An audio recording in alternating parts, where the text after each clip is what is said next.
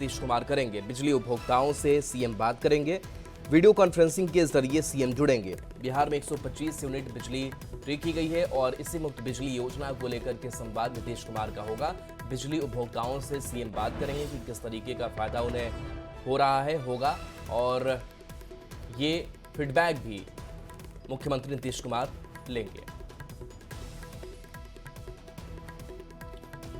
तो देखिए, बिहार में अब 125 यूनिट बिजली फ्री कर दी गई है। चुनावी साल है और इस चुनावी साल में कई बड़ी घोषणाएं की गई, जिसके बाद से कैबिनेट ने इस पर मुहर भी लगाई।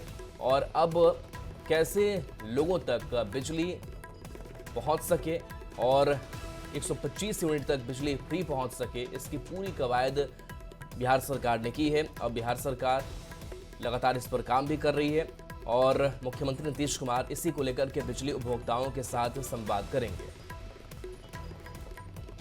और बिहार में हुए एसआईआर के विरोध में दिल्ली की सड़कों पर खूब बवाल हुआ। विपक्षी सांसदों ने संसद में विरोध के बाद सड़कों पर भी मार्च निकाला। लॉ एंड ऑर्डर की स्थिति बिगड़ती देख कई सांसदों को हिरासत में लिया गया। एसआईआर का मुद्दा सियासत के केंद्र में रहा।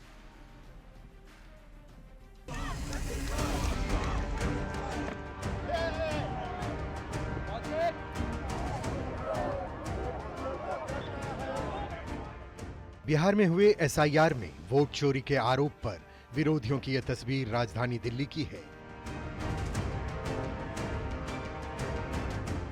विपक्ष संसद से सड़क तक एसआईआर के खिलाफ प्रदर्शन कर रहा है।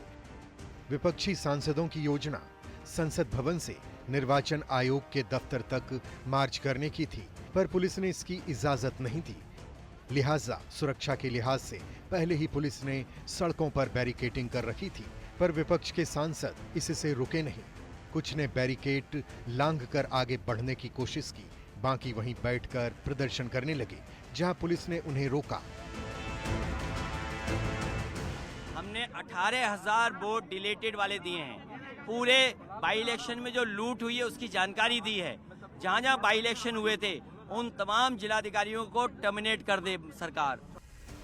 मनाही के बावजूद विपक्ष के सांसद निर्वाचन आयोग के दफ्तर जाने की जिद पर अड़े रहे। लिहाजा पुलिस ने राहुल गांधी समेत विपक्ष के कई सांसदों को हिरासत में ले लिया। एक्चुअली बात नहीं कर सकते हैं, रियलिटी ये है, क्योंकि सच्चाई देश के सामने है और ये जो लड़ाई है ये राजनीतिक नहीं है, ये कॉन्स्टिट्यूशन की लड़ाई है। कॉन्स्टिट्यूशन को बचाने की लड़ाई है, वन मैन वन वोट की लड़ाई है। इसीलिए हमें साफ प्योर वोटर लिस्ट चाहिए। विपक्ष के इस विरोध प्रदर्शन को एनडीए ने आधारहीन बताया और विपक्षी सांसदों पर अराजकता फैलाने का आरोप लगाया। भैया, एसआईआर इस देश में सिर्फ हो रहा है बिहार में, और हम लोग बिहार से आते हैं, लोगों में घूम रहे हैं। बिहार में तो कोई मुद्दा नहीं लोगों में, तो जब बिहार में कोई मुद्दा नहीं है तो ये लोग क्यों हल्ला कर रहे हैं यहाँ पर?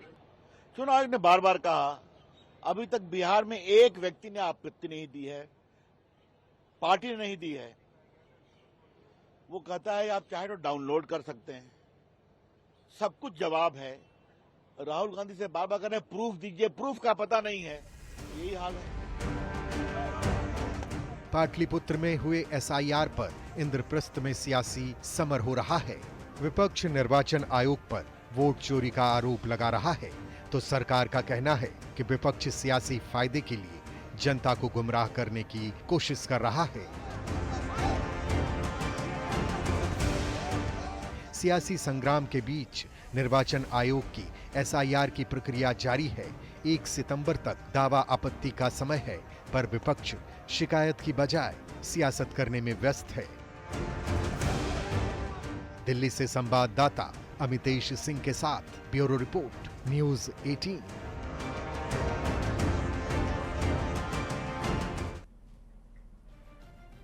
बिहार सरकार इन दिनों ताबड़तोड़ फैसले ले रही है। लोक लुभावन योजनाओं की घोषणा कर रही है और तेजस्वी यादव आरोप लगा रहे हैं आइडिया चोरी का।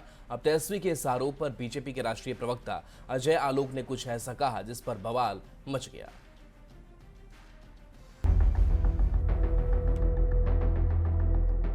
बीजेपी नेता अजय आलोक ने तेजस्वी यादव के उसी बयान को लेकर उन्हें घेर लिया जिससे वो अक्सर सरकार पर निशाना साधते हैं। तेजस्वी यादव अक्सर कहते हैं कि सरकार के पास अपना विजन नहीं है, इसलिए वो उनके वादे और उनके आइडियाज चुरा रही है। अब बीजेपी के राष्ट्रीय प्रवक्ता अजय आलोक ने तेजस्वी के आरोप पर पलटवार करते हुए कहा कि उनके आइडियाज से बिहार तौबा कर चुका है। कहाँ अपनी उपलब्धियों का ठिकरा हमारे ऊपर दे रहे हैं भैया। आपके आइडिया आपको मुबारक, कमाल के आइडिया पिताजी लाते थे। चारा चोर, अलकतरा चोर, कॉपी चोर, लाठी चोर, सब चोर का आइडिया पिताजी लाए। आप थोड़ा और इनोवेट कर गए। आप लेके आए लैंड फॉर जॉब चोर, IRCTC चोर, मिट्टी चोर, सब आइडिया अपने पास रखिए भैया। बिहार को इस सब आइडिया से बहुत दूर रहने की जरूरत है। बहुत मुश्किल से निकला है बाहर। 9वीं फेल का आइडिया वैसे भी नॉट टेकन। अजय आलोक के बयान पर आरजेडी ने पलटवार किया और कहा कि तेजस्वी अगले मुख्यमंत्री होंगे और ये बात नीतीश कुमार भी मान चुके हैं। तो तेजस्वी जी की हर बात जो विजन के तहत, रोड मैप के तहत जो उन्होंने घोषणा की, सरकार मान रही है। नीतीशो जी मान लिया कि तेजस्वी ही अगला है भाई। चुनाव से पहले आइडियाज चोरी वाली सियासत गर्मा गई है। सरकार के फैसलों पर विपक्ष अपना दावा ठोक रहा है। देखना ये होगा कि जनता किस पर ज्यादा यकीन करती है। पटना से संवाददाता अमित कुमार के साथ ब्यूरो रिपोर्ट, न्यूज़ 18। तो विकासशील इंसान पार्टी के प्रमुख मुकेश सहनी बार बार सरकार बनाने पर डिप्टी सीएम के पद पर दावेदारी ठोक रहे हैं। उनका ये कहना है कि महागठबंधन जीता तो सीएम पद तेजस्वी का और डिप्टी सीएम पद वो खुद रहेंगे, और पर आरजेडी ने उनके इस दावे से किनारा कर लिया है। ये रिपोर्ट देखिए। राज्य में डिप्टी सीएम के रूप में देखेंगे। उस गठबंधन में इस तरह की कोई बात उभर कर नहीं आई। सरकार अभी बनी नहीं, पद के लिए मारामारी अभी से शुरू हो गई है। बीते कई महीने से मुकेश सहनी और उनकी पार्टी के नेता डिप्टी सीएम पद पर दावेदारी ठोक रहे हैं। बार बार ये कह रहे हैं कि महागठबंधन की सरकार बनी तो डिप्टी सीएम मुकेश सहनी ही बनेंगे, पर आरजेडी के प्रधान महासचिव अब्दुल बारी सिद्दीकी ने सहनी के दावे की हवा निकाल दी। तो डिप्टी सीएम की दावेदारी करने लगे। भैया अब कौन किसकी दावेदारी कर रहे हैं इसकी मुझको जानकारी नहीं है, मगर जहां तक हमारे गठबंधन का सवाल है, उस गठबंधन में इस तरह की कोई बात उभर कर नहीं आई। आरजेडी का ये रवैया वीआईपी को नागवार है। पार्टी के केंद्रीय प्रवक्ता ने बिना कहे 2020 वाली चाल चलने की चेतावनी दे डाली और ये भी साफ कर दिया कि डिप्टी सीएम पद से नीचे सहनी को कुछ मंजूर नहीं। 2020 में ना आदरणीय तेजस्वी यादव जी मुख्यमंत्री बन चुके थे। 12,000 वोटे का ना डिफरेंस था। तो इस बार तेजस्वी सहनी की सरकार, इस बार एक पिछड़ा का बेटा मुख्यमंत्री बनेगा और एक अति पिछड़ा का बेटा हमारे वीआईपी के संरक्षक आदरणीय सन ऑफ मल्ला मुकेश सहनी बिहार के उप मुख्यमंत्री बनेंगे। चुनाव सर पर है। महागठबंधन ने अब तक अपने सीएम फेस का भी ऐलान नहीं किया है और डिप्टी सीएम पद को लेकर अलग तनातनी नजर आने लगी है। देखना दिलचस्प होगा कि इस अंदरूनी कलह के साथ तेजस्वी सीट शेयरिंग और उम्मीदवारी वाली दावेदारी की गुत्थी को कैसे सुलझाते हैं। मोतिहारी से संवाददाता अविनाश कुमार और पटना से संजय कुमार के साथ ब्यूरो रिपोर्ट, न्यूज़ 18।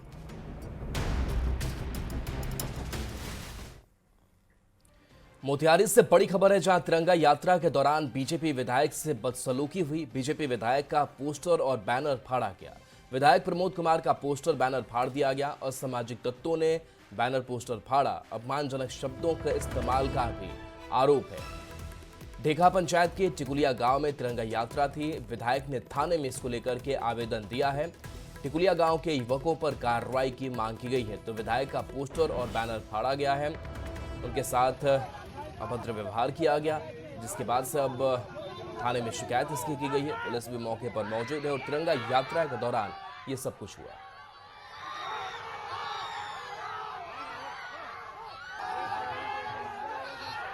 बाबा भीमराव अंबेडकर और डॉक्टर राजेंद्र प्रसाद के कीर्ति को फाड़ा, हमको नहीं फाड़ा।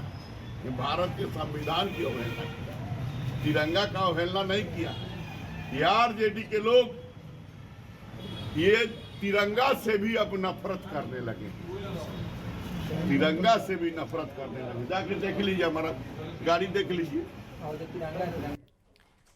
और इसी बीच नवादा से बड़ी खबर आ रही है, जहां पुलिस और अपराधियों के बीच मुठभेड़ हुई है। एक अपराधी को गोली लगी। आपको बता दें कि घायल अपराधी को विम्स पावापुरी रेफर किया गया। कारोबारी पर हमले का आरोप है। आपको बता दें कि हिसुआ पुलिस और DIU की बड़ी कार्रवाई हुई है। गया जी का रहने वाला है अपराधी निखिल कुमार। बड़ी खबर इस वक्त नवादा से आ रही है, जहां पुलिस और अपराधी की मुठभेड़ हुई है। एक अपराधी को गोली लगी है और घायल अपराधी को फिलहाल अस्पताल भर्ती कराया गया है। कारोबारी पर हमले का आरोप है। इसके ऊपर बताया जा रहा है कि गया जी का रहने वाला है अपराधी निखिल।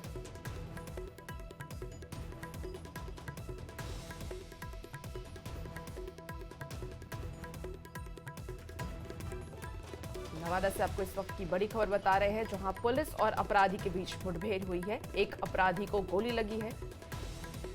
और ज्यादा जानकारी के साथ न्यूज़ 18 संवाददाता नीलेश इस वक्त हमारे साथ सीधे फोन लाइन पर जुड़ गए हैं।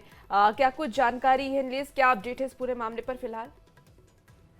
जी देखिए, अभी जो शुरुआती जो जानकारी मिल रही है उसमें यह है कि यह जो अपराधी जो है वो निखिल कुमार गयाजी जिले का रहने वाला है। और गया जिला का जो सीमावर्ती इलाका जो नवादा से हिसुआ से जो सटता है, वो मंझवे पहाड़ी एक जगह है।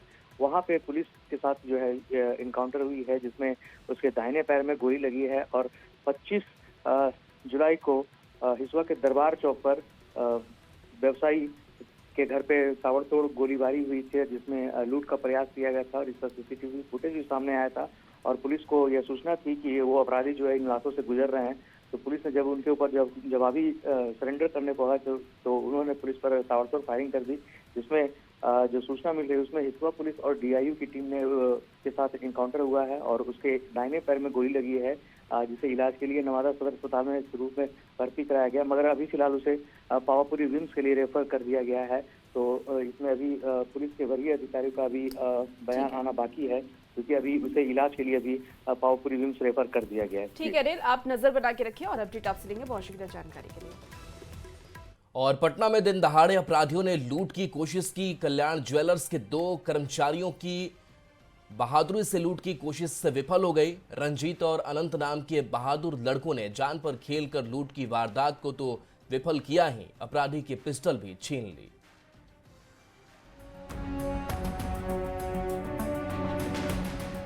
इन 2 बहादुर लड़कों से मिलिए।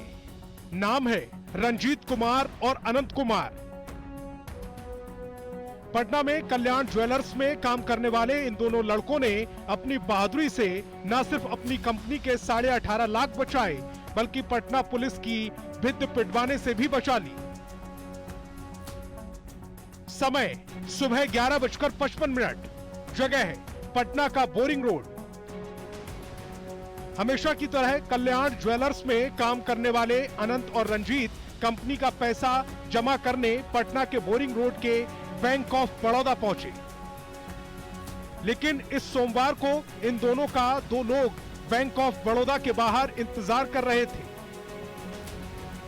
जैसे ही दोनों बैंक की ओर बढ़े, हेलमेट पहना एक व्यक्ति इनके पास ही बैंक की सीढ़ियों तक पहुंच गया। जब तक दोनों कुछ सोच पाते, कनपट्टी पर पिस्टल रख दी और कंधे पर बैग छीनने को हाथ बढ़ाया।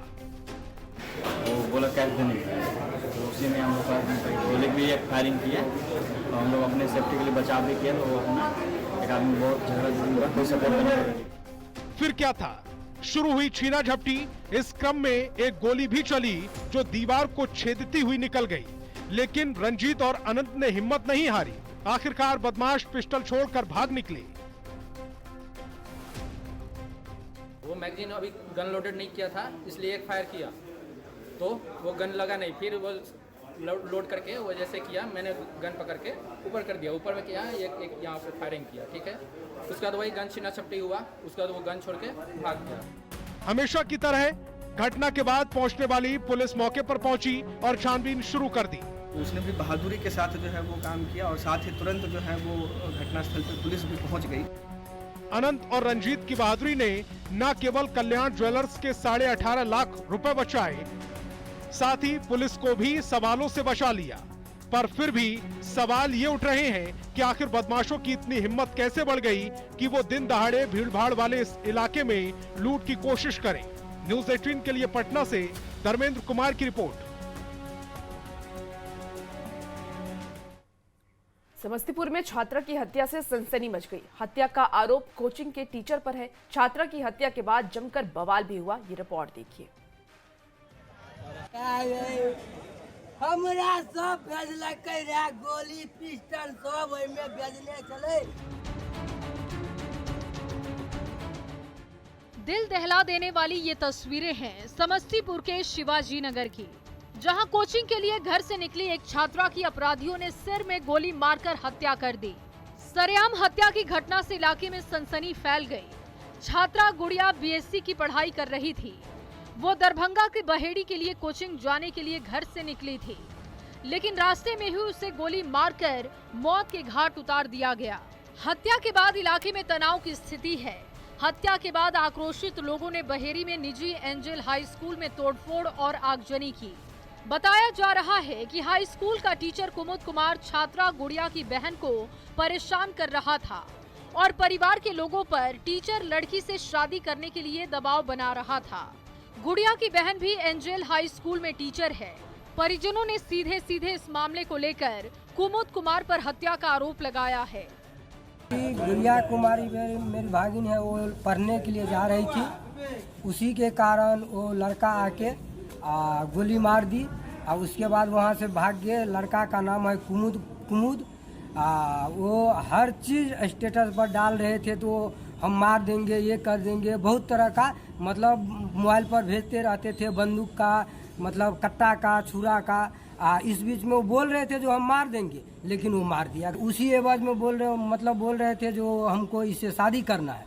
तो उसके कारण वो लड़की को हम लोग स्कूल से छुड़ा के घर में रख ली। तो बोले जो उसको कितना दिन तुम रखोगे अंदर, तुम ही बहने को मार। हमको सूचना प्राप्त हुई है कि एक किसी व्यक्ति के द्वारा एक 19 वर्षीय लड़की को, जिसका नाम गुड़िया कुमारी है, गोली मार दी गई है। और आगे हम लोग इसको पोस्टमार्टम के लिए भेजने की तैयारी कर रहे हैं। फिर आगे जो फर्दर इसका इन्वेस्टिगेशन है, जांच के बाद आपको बताएंगे। इस हत्याकांड के बाद लोगों में उबाल है। आखिर गुड़िया का क्या कसूर था कि उसे गोली मारकर मौत के घाट उतार दिया गया। लोगों ने आरोपी शिक्षक को जल्द गिरफ्तार करने की मांग की है। साथ ही पुलिस पर भी लापरवाही का आरोप लगाया है। बड़ा सवाल है कि गुड़िया के गुनाहगार की गिरफ्तारी कब होगी। न्यूज़ 18 के लिए समस्तीपुर से मुकेश कुमार की रिपोर्ट। और चलिए एक छोटे से